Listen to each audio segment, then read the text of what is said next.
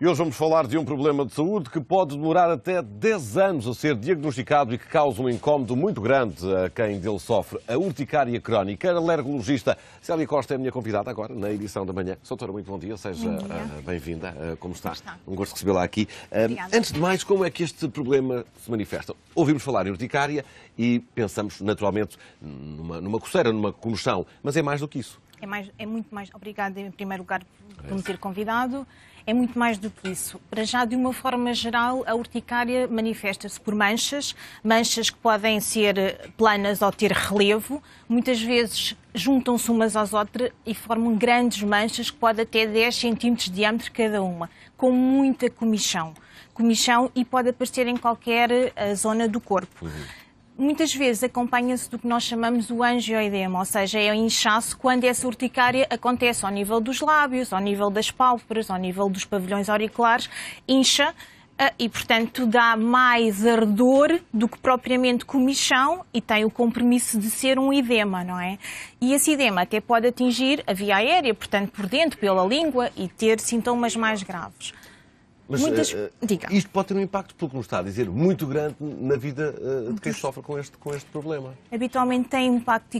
Nós estamos a falar da urticária crónica, ou seja, é aquela urticária, são aquelas lesões que duram mais do que 6 semanas persistentemente, ou seja, o doente mais do que 6 semanas tem lesões diariamente e 25% desses doentes podem ter 10 anos e até 20 anos destas manifestações. Portanto, imagino que é um doente, ou imagine-se assim, o que é ter manchas e comichão e inchaços diariamente, sobretudo durante a noite, com o calor da cama agrava ainda mais, não consegue dormir, acorda cansado, tem dificuldade em concentrar-se porque está cansado.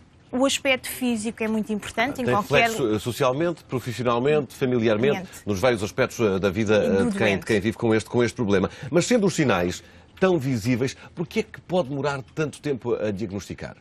Porque habitualmente é desvalorizado. É desvalorizado quer pelo próprio doente numa fase inicial, que acha que são borbulhas e, portanto, vai recorrendo a mesinhas, entre aspas, e depois é desvalorizado essencialmente... Vai-se automedicando, se calhar, algumas vezes também. Exatamente, automedicando, eu não queria dizer essa palavra, mas efetivamente é o que acontece. Presumo que aconteça. É o que acontece, o doente vai à farmácia, compra, é medicado não por um clínico, é medicado na farmácia. Ao fim de algum tempo, quando as coisas não resolvem, acaba por consultar o médico de medicina geral, o dermatologista, o imunoalergologista, e muitas vezes não é valorizado o verdadeiro impacto que isto causa no doente. Porque, de um ponto de vista de gravidade... Não é valorizado por quê? Pelo médico, pelos especialistas que dão consulta ao paciente? Muitas vezes sim. Porque a urticária não é um tumor, habitualmente, não é? Não é uma doença que o doente vai morrer. No entanto, tem impacto na qualidade de vida do doente. E, portanto, esse impacto muitas vezes não é valorizado pelo clínico. E depois, a terapêutica, os doentes muitas vezes também recorrem a vários especialistas, porque não estão satisfeitos com a resposta. Na maior parte destes doentes, a causa não é conhecida. É isso que eu ia perguntar. Antes de passarmos aos eventuais tratamentos, porquê é que isto surge? Porquê é que isto acontece? É assim, em 60% dos casos não há uma causa conhecida. Pensa-se que alguns doentes poderá ser um mecanismo autoimune, mas esse diagnóstico é extremamente difícil, não é feito no laboratório em geral e só 40% é que de facto existe uma causa conhecida. Mas para isso é preciso conhecer essa causa. Há causas infecciosas, há causas alérgicas, há causas, por exemplo, dentro das urticárias crónicas, há as que nós dizemos as indutíveis, que são as urticárias, por exemplo, ao frio, ao calor, à pressão. Muitas vezes, no mesmo doente, juntam-se mais do que um tipo de urticária. Antes de chegarmos ao tratamento, temos que determinar qual é a causa, porque esse tratamento também é condicionado por essa mesma causa. Claro que se identificarmos uma causa conhecida, vamos mais facilmente controlar aquele doente.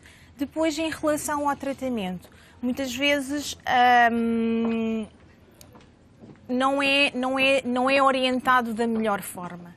Há orientações que devem ser seguidas. Nós, em Portugal, seguimos as orientações europeias em que participamos habitualmente e muitas vezes o doente há uma protelação das terapêuticas um bocadinho mais agressivas, mas que são mais controláveis em termos de qualidade de vida, e deixa-se andar o doente arrastado com uma terapêutica insuficiente. Ou seja, eu depreendo pelas suas palavras, não é só o doente que tem que estar atento e não se automedicar, nem andar com essas mesinhas, mas há aqui uma grande responsabilidade também por parte da comunidade médica, que tem que ser mais sensibilizada para este problema. Eu acho que sim. Eu acho que temos aqui duas vertentes extremamente importantes. Não só o doente que deve procurar ajuda, sobretudo nestas formas crónicas, ou seja, com mais de 6 semanas de duração, porque entre 15% a 25% da população vai ter pelo menos um episódio na vida de urticária, mas na maior parte dos casos são urticárias agudas, com menos de 6 semanas de duração, habitualmente tem uma causa alérgica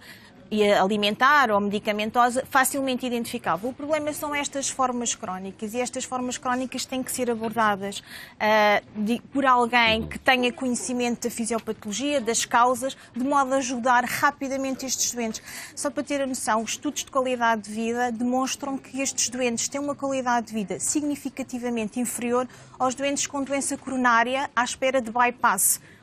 Não, quer dizer, não dá para imaginar. Tem uma qualidade de vida inferior a um doente com asma brônquica. Nós temos a noção que um doente com asma brônquica tem uma qualidade de vida inferior. Porque já vimos que abrange vários aspectos da vida de quem vive com este problema. Doutora, foi um gosto recebê-la. Muito obrigado pelos esclarecimentos nesta edição da manhã. Até uma próxima oportunidade.